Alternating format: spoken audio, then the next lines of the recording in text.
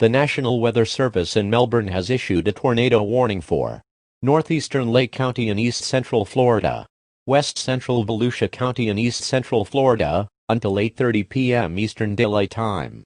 At 8 p.m. Eastern Daylight Time, a severe thunderstorm capable of producing a tornado was located near DeLand, moving north at 15 miles per hour.